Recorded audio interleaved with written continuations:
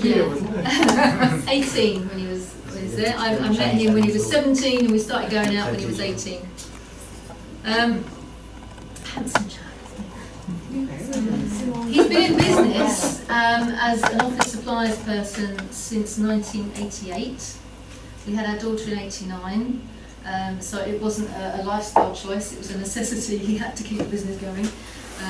Swiftly followed by our other daughter, Nicola, 2 years later. What do I say about Alan? He's a bit of a deep thinker.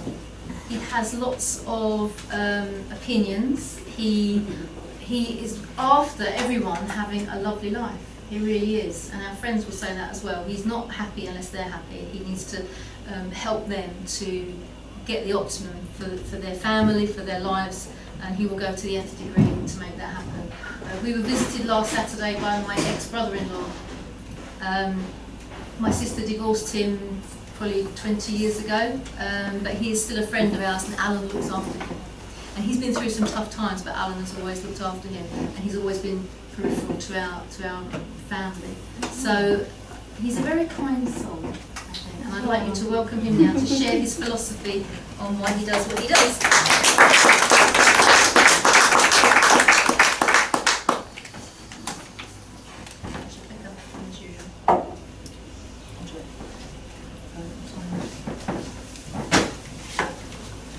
Okay, good afternoon everyone. Good afternoon. I'll tell you what, I'm really excited about what I'm going to say today. I'm brimming with excitement. I really can't wait to share everything with you that I'm going to share with you. But before I start, I just want to ask you two questions, okay? And I don't want you to shout out the answers. I don't want to even know whether you know the answers to the questions or not at this stage, okay? I'm going to ask you two questions and I want you just to bear those in mind whilst I'm talking. One is a really easy question and one is a really, really tough question, all right? The first question I'm going to ask you is, West Ham United football ground is moving to Stratford, as everybody knows. But the old ground, what is the nearest tube station to West Ham United football? No, I said don't shout it out. What's the nearest tube station to West Ham United football ground? Okay, that's the first question. And the other question is, what is the meaning of life? I said one was easy, one was hard, and I'm not gonna shift from that position. But just think about those two questions, all right? What's the nearest ground to West Ham football tube station? It's on the district line, by the way. And what is the meaning of life? Okay, there's a book by Simon Sinek that says start with the why. I don't know if you've read it or not, but it's a very interesting book. So when you start anything in life, you need to know why you're doing something. You need to know what drives you, what gets you out of bed in the morning. And if you run a business, don't tell me it's to make a profit, because that's a given, all right? So what is your actual why? So this is my why. That's my why. Jill stole a lot of my thunder, I'm afraid. But this woman is the most important thing in my life. We got married 32 years ago, and it's the best decision I ever made. My best decision by a mile. And the birth of my eldest daughter on the right and the birth of my youngest daughter on the left was also fabulous moments in my life. And that's why I do what I do. And I want to really help other people to understand what their why is, because it's very important. Okay, this is just a little bit about what I'm going to be talking about today. I'm just going to give you a brief introduction of where I'm from, what I do. You might have guessed it might be near West Ham football ground, but you know, I'll let you decide that. Then we're going to talk about my early career, how I got into office supplies, Brown and Tiny office supplies, how I changed that last year because I'm passionate about helping schools and the education system, which is in a dire strait at the moment in this country.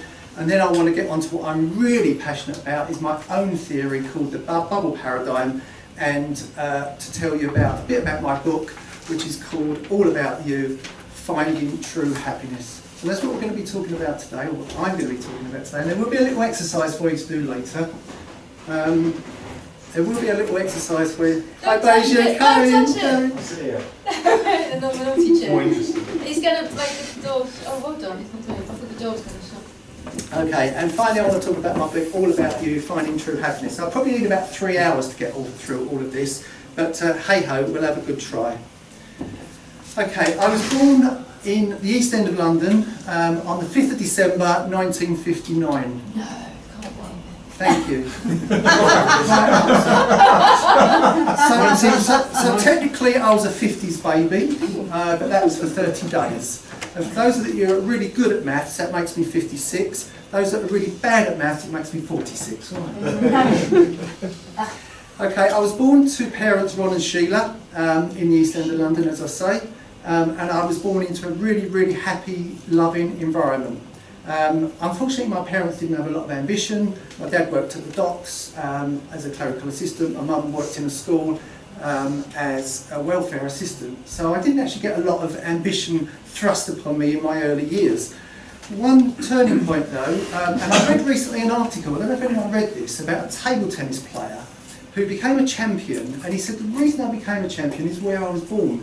Because I was born there, I went to that school and I met this coach who taught me table tennis. If I was born in that street, then I wouldn't have met him and I wouldn't have been an excellent table tennis player.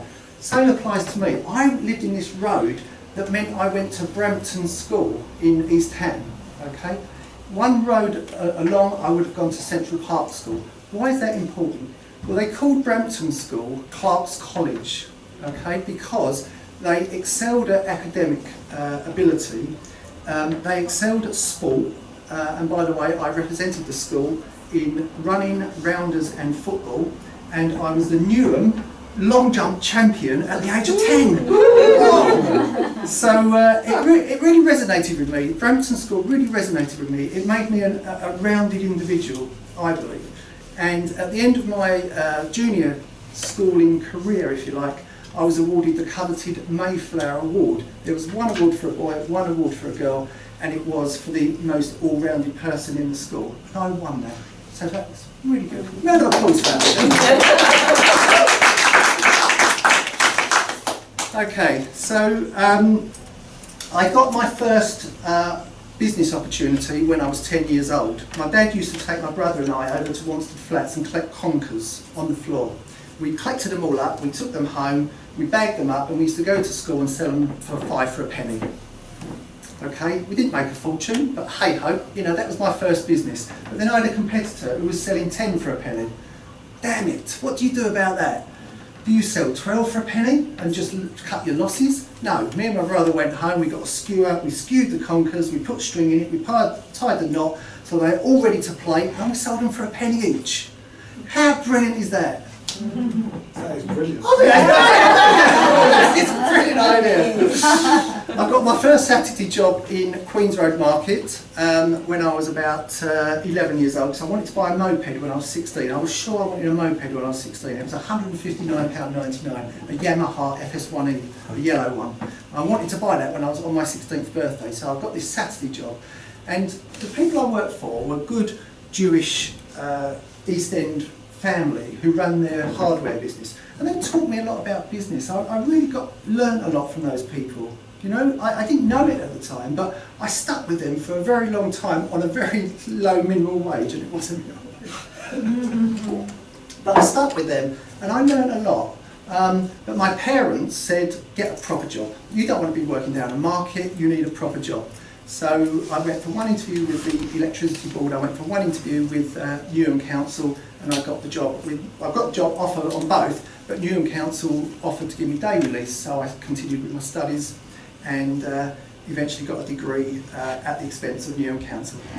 At this stage, ladies and gentlemen, I will answer the tough question, which was, what is the nearest tube station to West Ham United football ground? That was a tough one, all right?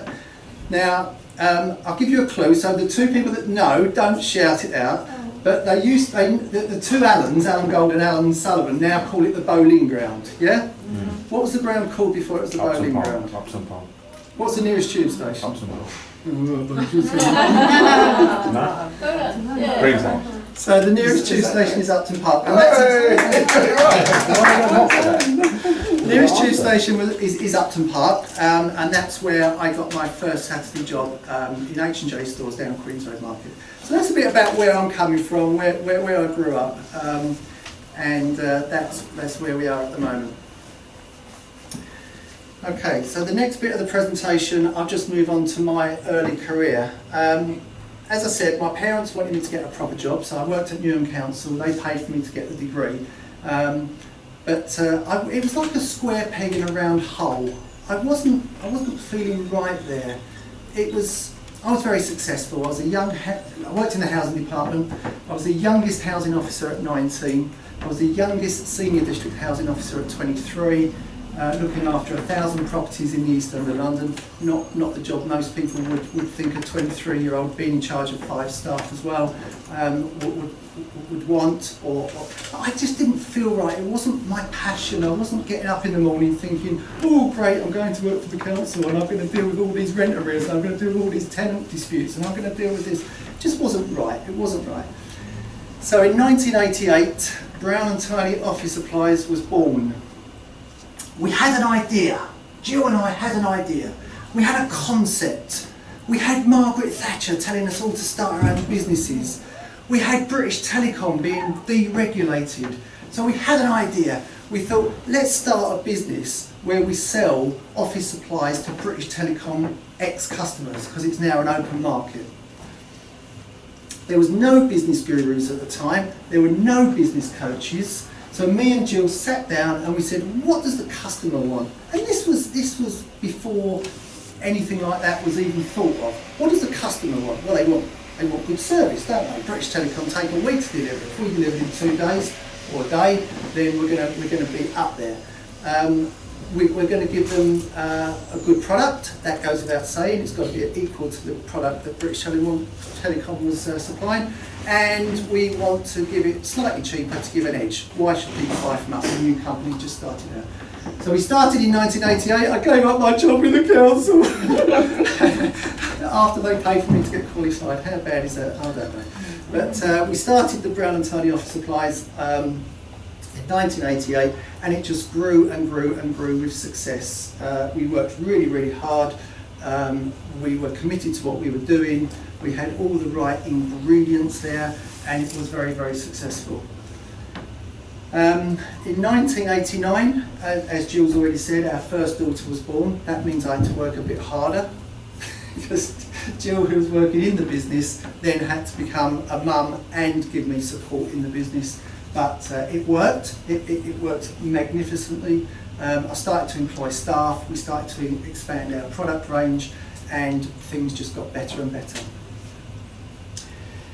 However, in 1992, of course, we had our second daughter, and that goes without saying. She was absolutely the apple of my eye, and as is the first one, I can't single one out. They're both equally as good as it. Let's move on. Let's move on. So, about a year and a half ago, we're moving on to number 4 now, which is the school people. About a year and a half ago, we looked at our business very seriously, because it was becoming just a job. All right? I think when you're in business, you need to have an edge. You need to have something that's motivating you. You need to have something that inspires you. And I was getting to a stage after 25 years where it was a bit same old, same old, same old. You know the feeling? So Jill, by then, was our business coach. I get very good rates. And we sat down and we said, right, what should we do? What should we do? Do you want to sell it? Do you want to diversify? What do you want to do? So we got a big board up. We wrote all the pros and cons of every option. And at about the same time, one of our competitors phoned up and said, I want to buy your company. And we said, but it's not for sale. He said, well, come and have a little chat. So we went down and had a little chat. Cut a long story short, we divided our customer base up into commercial and schools. Schools is what Chris and I, who's my sales manager, Chris and I are passionate about schools. We're passionate about the state of the schools at the moment that are being run by accountants and business managers, and the academies. It's working in some areas but not in others. We wanted to be a procurement company for schools, offering goods and services that perhaps they didn't traditionally buy from an office supplies company.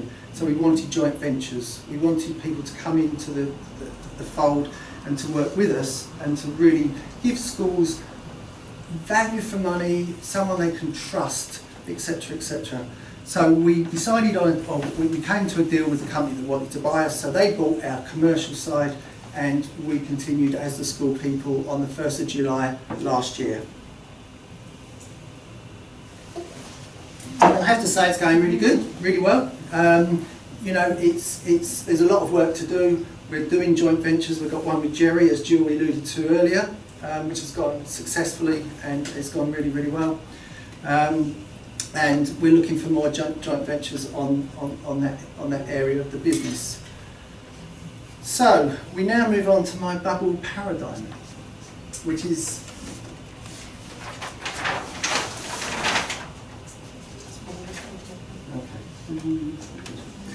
okay. We now answer the easy question. What is the meaning of life? 42. Just the one. There was 3 of 42. Okay. Anyone got any suggestions? What is the meaning of life? Joy, freedom and expansion. Very close. Very, very close. Very close. Dying well. Well, that's a systemic win, isn't it? I said, this for me is the easy question. The easy question is, what is the meaning of life? The meaning of life is true happiness. That's the meaning of life. The real question is, how do I find true happiness? And that's what my Babel paradigm is all about. It's about transformation.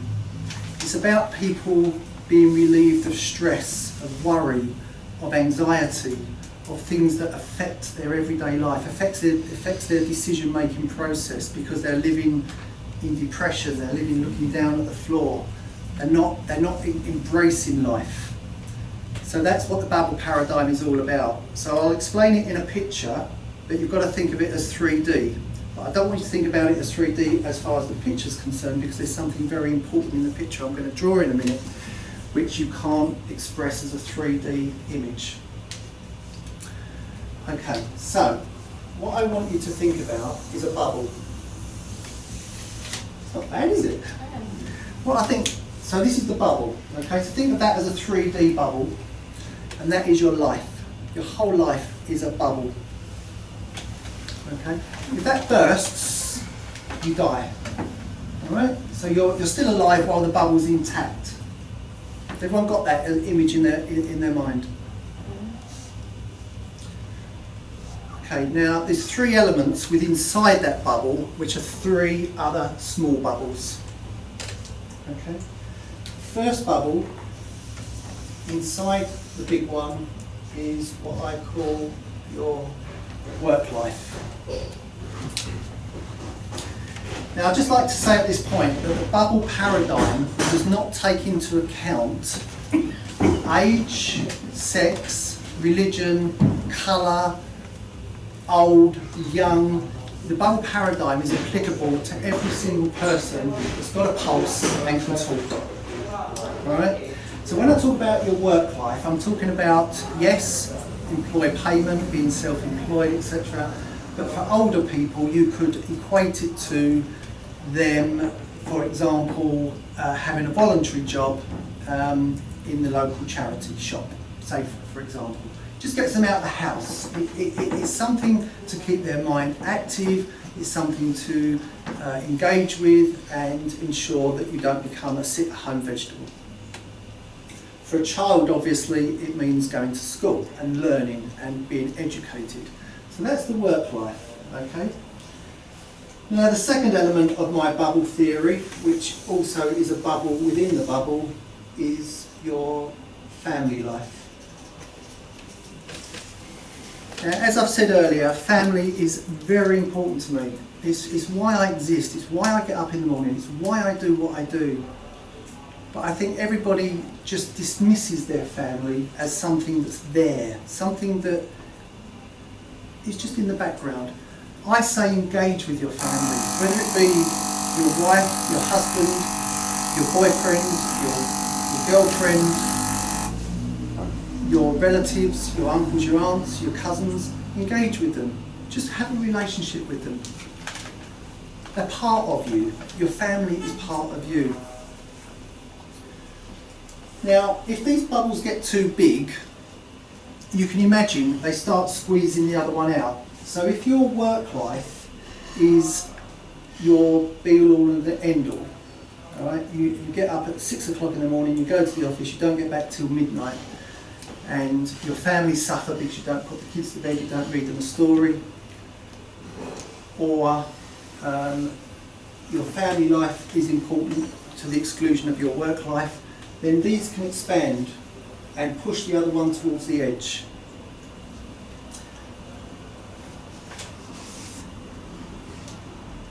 Now, the last bubble, which is the thing that most people leave out of this sort of life-work balance, which makes my bubble theory quite unique, is a third bubble, which is quite appropriate for this group, because I call that your be time or your me time. It's where you just be, you just relax, you just be, It can be yoga, it can be meditation, it can be anything that you want, but that is a bubble within your life.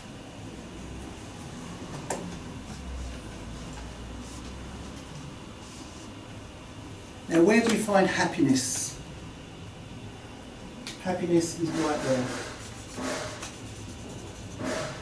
When you've got all those three things in balance, they're all in the same paradigm, they're all in the same bubble as your life, but one isn't getting expanded to the exclusion of another.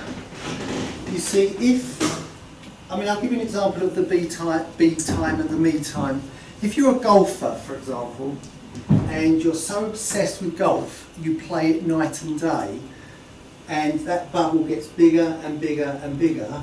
First of all, your family life will suffer because your husband or your wife might go to you, "You're playing golf all the time, for goodness sake, you've got to cut down a bit." And you might say, "No, I'm going to play golf." Well, that bubble will get huge, that will get smaller, it might affect your work life. You know, your employer, if you're employed, might say, "You're taking too much time off." "But I like my golf." "Well, I don't care, you need to come to work a bit more often, so that's what we pay you for." So do you get the theory? Do you get the theory in principle that you've got to have all these three things equal in your life? Now, I'm probably the worst example of my theory, because up to recently, Beiju, no letters, is my work life and my family life were probably bigger than my me time or my be time. So, I've heard this before, it's okay, I'm just going to get some Carry on. Support. You need to spend more time with the family. Yeah, so this is You need probably, another bubble then, my friend. this is probably a bad Understood. example for me, because I was concentrating on my work life and my family life to the exclusion of my me time or my be time. So I made a conscious effort to increase this bubble, and you can do that. That's allowed. That's allowed. If your work life is the big thing in your life, and you're spending too much time at work, you can choose to reduce that. You can choose to reduce your work life and concentrate on the other bubble. So what I did personally is I started to run. I now run 5k every other day.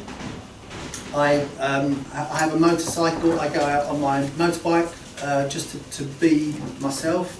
I play racquetball, where it's just my time. It's not with the family. It's nothing to do with work.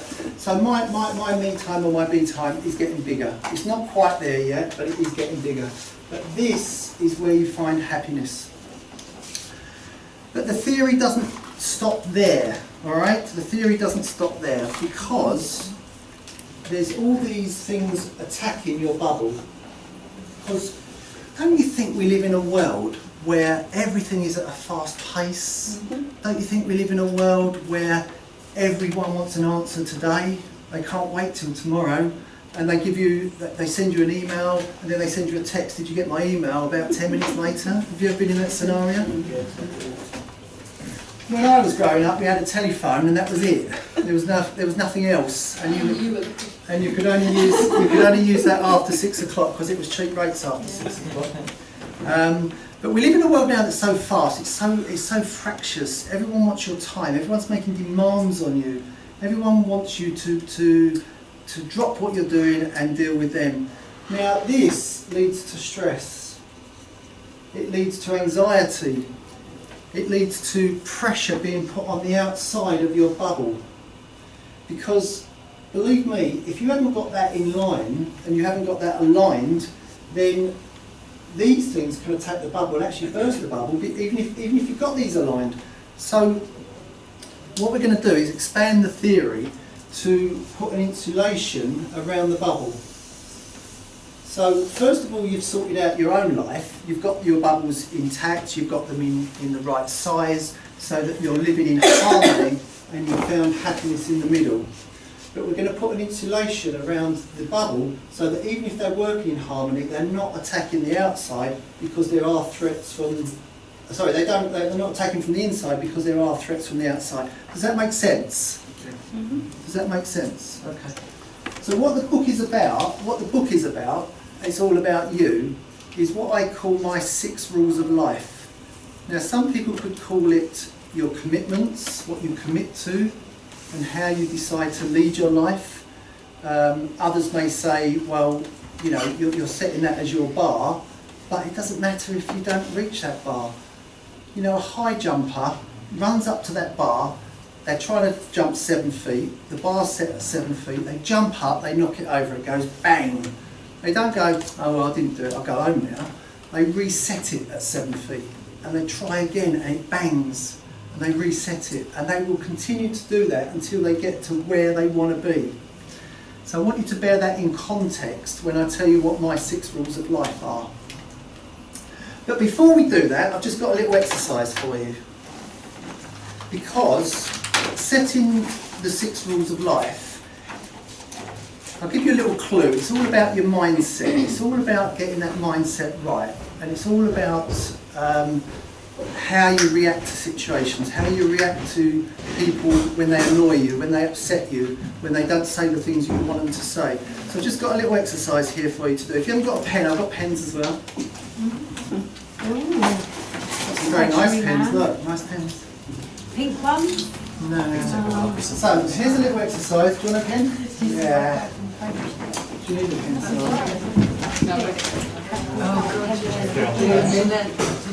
Yeah. Do you need a pen? No, I've got one, thank you. Need a pen. I want to try with a pen, please. You'll never see it again. That's it, it's gone.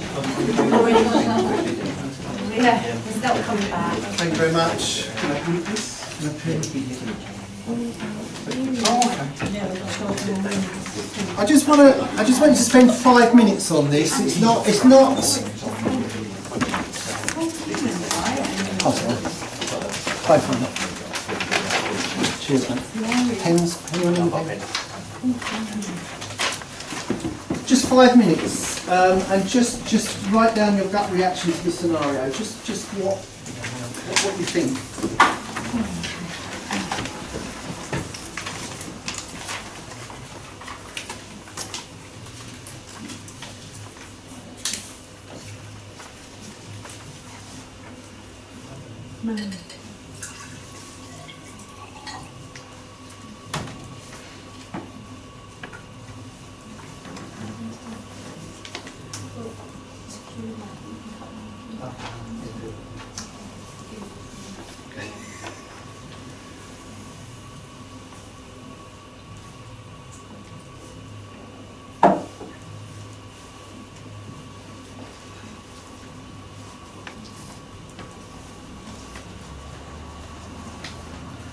In myself.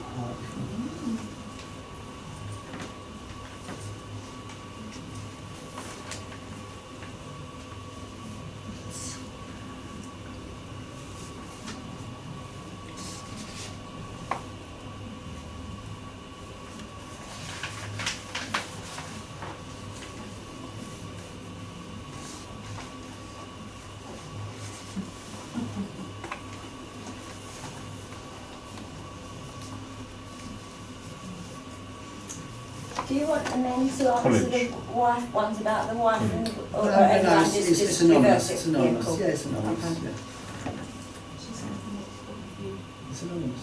From the point of view of the person who's being aggrieved. So we have to pretend we're Good question.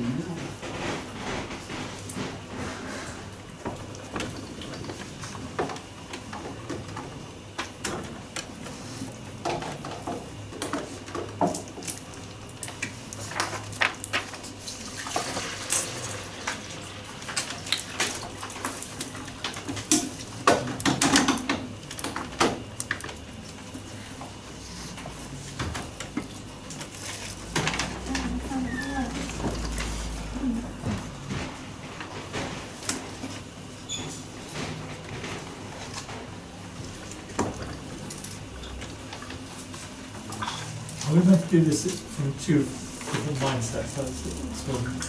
Yeah, there's two questions. The top question is your gut reaction. The second one is your humour reaction. Because they are very different, which I will do to you. But you have to put yourself in the bloke's position as well as the girl's position. You've got to pretend you like football. Yeah. Tough, but, you know, Well, tough like everyone, exercise. No.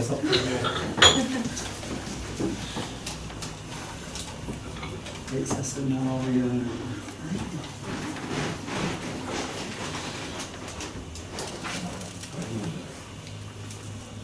Has anyone finished or nearly finished? Good.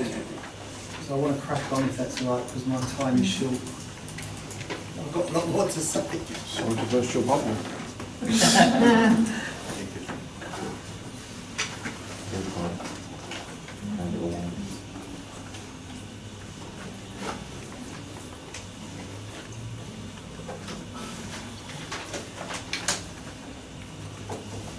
Okay, I'm going to move on, but please finish these at home as homework and send them in and I'll mark them for you. Money joke. Money joke. No, I'm not. Yes, anyway. Okay, we're going to move on to my 6 rules of life, or setting the bar to where you want it to be. And as I said, it doesn't matter if you if you don't quite hit that bar, you can always reset it. All right. So my first rule of life is this, and this is probably the cornerstone of the book. It's probably the one I had the second most difficult chapter to write. So this is the first one. Is live your life in gratitude. All right. It was a very difficult chapter to write because when I was young, my nan owned a caravan down at Clacton-on-Sea, and she used to let us go down there for holiday. And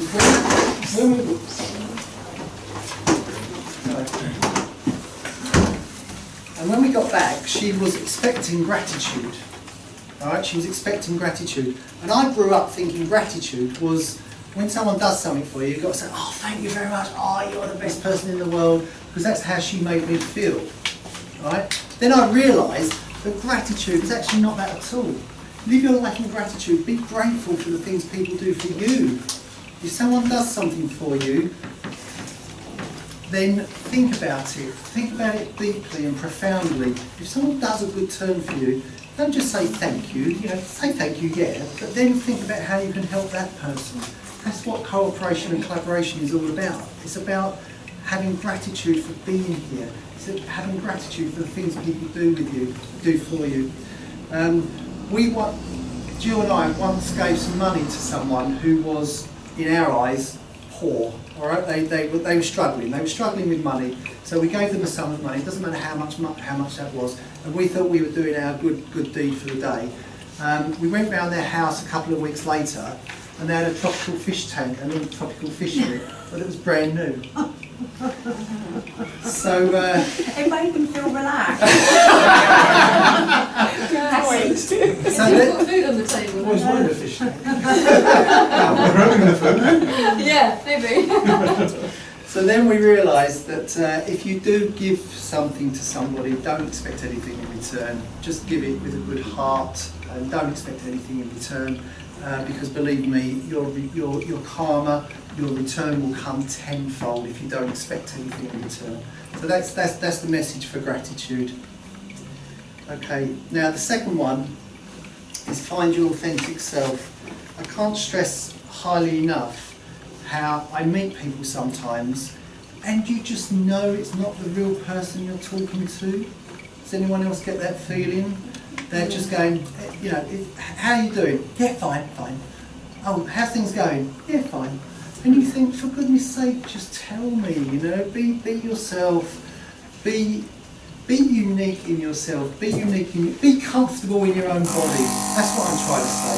Be comfortable in your own body enough so that when someone asks you how you are, if you are feeling crap, tell us you're feeling crap, because that's authentic. Alright? I had to make a big decision when I was planning this talk, whether I had loads of notes like this and go through them and go, oh yeah, or whether I just wanted to be authentic in what I'm saying. It was a very tough decision, but I chose to be authentic. I hope it's worked today because what I believe in, I'm passionate about, and I want to help other people. But I would encourage every single person in the room to be authentic. Be truthful with people. It's just the right thing to do. All right? If you lie to someone and they believe you, it's still a lie. If you're truthful with someone, even if it's not what they want to hear, and you have to have discretion when you're doing that, guys.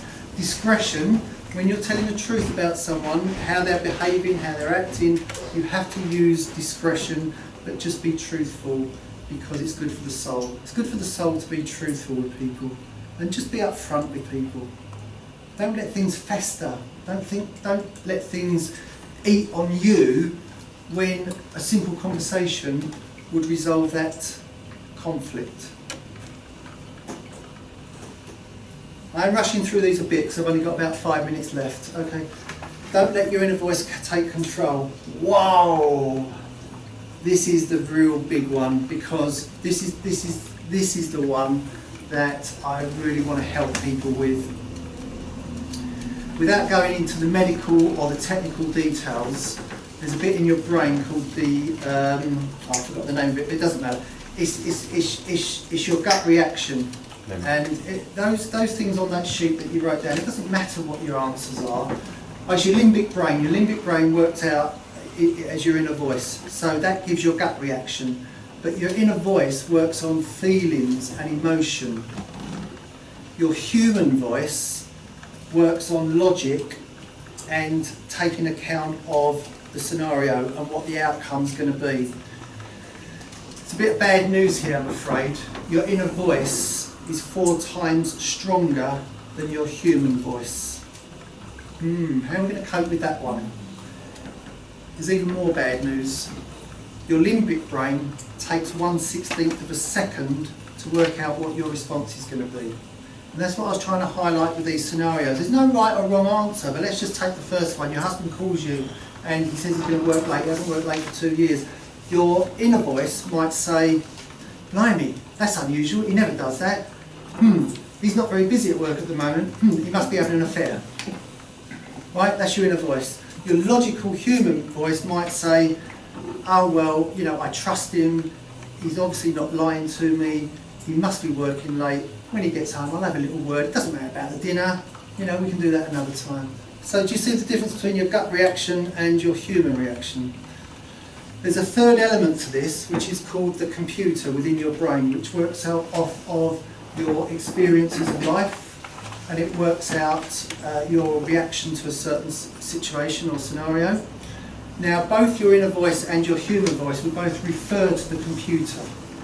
They will both refer to it. But it's normally the inner voice that comes up with the first reaction. So what little exercise for you. If you're confronted by a situation and you get that that rage come to you, you know, that's your inner voice. That's your inner voice. And it's very interesting talking to you earlier, Debbie, about the eating disorders. Because if you've got an eating disorder and you eat 10 Mars bars, it's your inner voice that's saying, I'm going to eat these Mars bars till I'm full up. Your human voice will say, don't eat 10 Mars bars, you're going to get fat. So, do you see the difference? The choice is yours. It's all about you. It's not about me telling you what to do. It's about you making the decision for yourself. Right? An alcoholic is an alcoholic until they decide that they're not going to drink. They can't stop drinking to please somebody else. They will only get rid of the addiction when they decide for themselves that they're going to not drink anymore. I know that for a fact. My brother died at the age of 50 and he was an alcoholic, and we tried to help him time and time again, but unfortunately he didn't want help. He was in self-destructive mode. He didn't want help, and tragically he died at 50. Here's a little tip for you. If you find that rage come to you, that's your inner voice, all right? So here's a little tip. Just breathe in and out 3 times.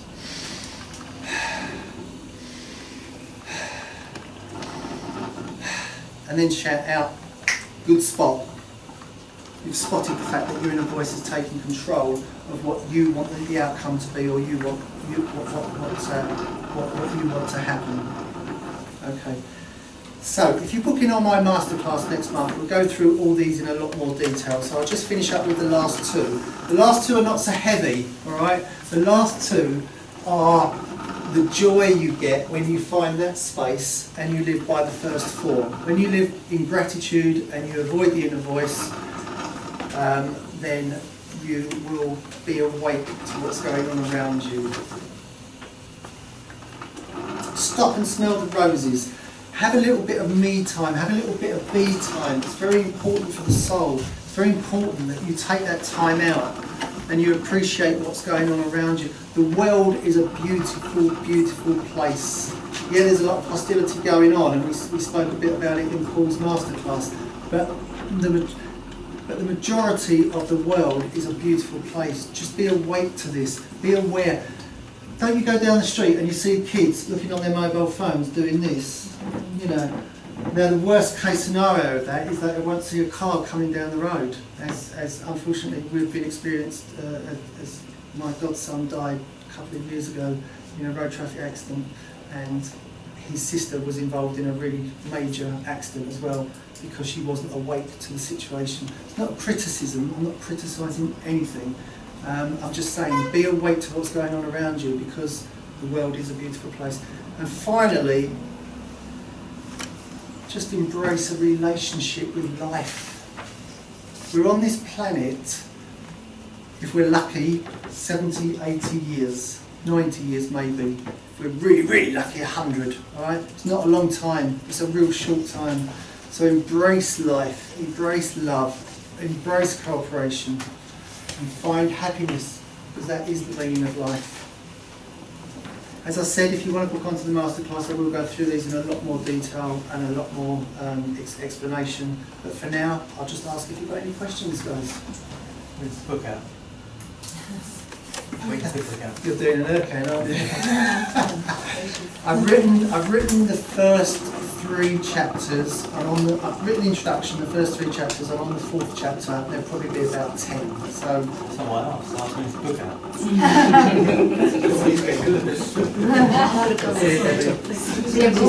When's the book out, Jill? Where are we now? July. July. I reckon you can do it by January. We'll launch in January. By the end of the year, I'll do it. We probably can. Yeah. No going back. Anybody else? You're looking at me. Well, I think that... Sorry, go ahead. I was going to ask what made you think you wanted to write a book? I think my life was transformed, and I think that the stuff I've got to share here, the whole world should know about. I think 10% of the population know it anyway, so the book's not aimed at them. 10% of the population, 10% of the population don't want to know. You know, they're just happy with their dreary lives. I think my book is aimed at 80% of the population. I just want to help people, Scott. I just want people to understand that they don't have to live a life of misery. They don't have to live a life of depression. They don't have to live a life of stress. There is a way out. There's a different way. You've just got to embrace it yourself. You've got to choose for yourself to embrace it. And I'm just giving the tools to enable people to do that. But it's the answer to your question, why did I... There's also a lady in our life that I'm writing the book for, but she doesn't she does know it because I've told her, but I'm writing it for her because I know this stuff and this information will transform her life 100 times. 100 times. She just needs something to read, and there's nothing like this out there. There's nothing like this out there that gives a unique paradigm of how to achieve happiness, and then back it up with 6 rules of life. You can make your own rules of life. I'm not saying these are exclusive to that model working, but those 6 rules will give you the insulation which will stop the stress, stop the anxiety, stop the strokes and the heart attacks, which ultimately will kill you. So, one question, sorry. Yeah, okay. When we were just having a little chat, we spoke about, you know, where we are now and what's our purpose in life. So what, unless I'm very wrong, you supplying stationery and this, for me, are 2 quite different things. What one's closer to your heart? 'Cause obviously you're really trying to help schools and things like that, which is really great. But this is really quite transformational for the masses. So do you see yourself perhaps sort of moving more down that line of things eventually? Yeah, eventually, yeah.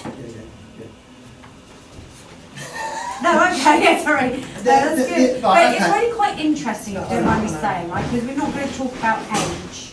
But why do you think you've got to this point in your life to do this now, rather than perhaps before or later? Why now? What's the difference for you? Oh wow, that's a very good question. I did a course about 2 years ago, which resonated with me. It made me think about my life, what I'm doing. So that, if you like, was the turning point. I carry that with me everywhere. It's a stone. It's called a touchstone. So if I get anxious or anxiety, I touch that stone.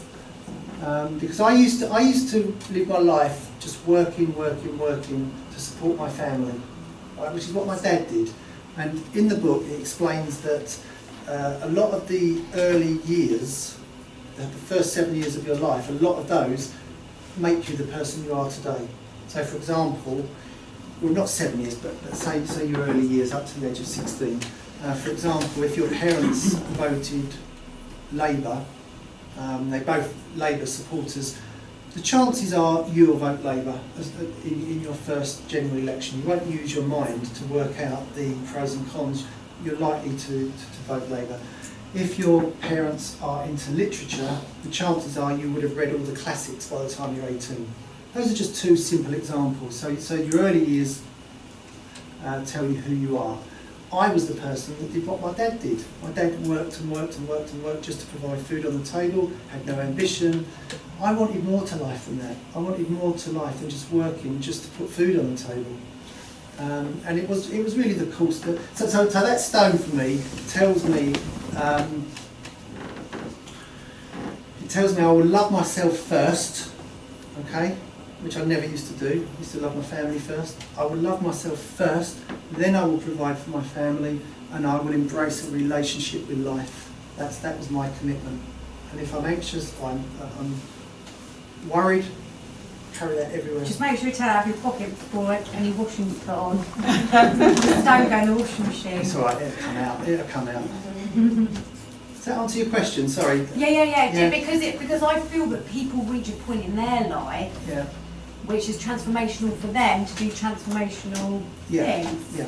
Unless you're born lucky and you already have everything that you need in order to be transformational. People go through a number of life experiences, and like you said, you know, you obviously reached a point where you notice all you're doing is working, and that is just, you know, that doesn't make you happy as such, does it? It just provides money. So drawing it to a close, thank you. I'd also like to say that had it not been for Be Collaboration, Alan probably wouldn't have gone on that course. I was going to come on to that actually. I was going to mention the Be Inspired course that I did, but I thought time was short, and obviously It's my a involvement. nice way to round it up. Okay. Kind of Be Inspired was very inspirational to going on this other course, if that makes sense. Membership of Be Collaboration has transformed my life as well. I've obviously had Jill around, who is an excellent business coach, life coach, and a good leveller. I mean, I think in my life I was a bit OCD. I might be a bit OCD. I was a bit OCD, so that had to change. I had to get calmer. I had to get more real with life. And I think that Be Inspired, Be Collaboration, plus this course I went on, gave me the tools to do it. And now I just want to, I'm passionate about sharing it with everybody else. That's lovely. Passionate about sharing it with 80% of the population. Thank you, Alice. Thank Can I you, keep Jo. this pen? Yes, of course.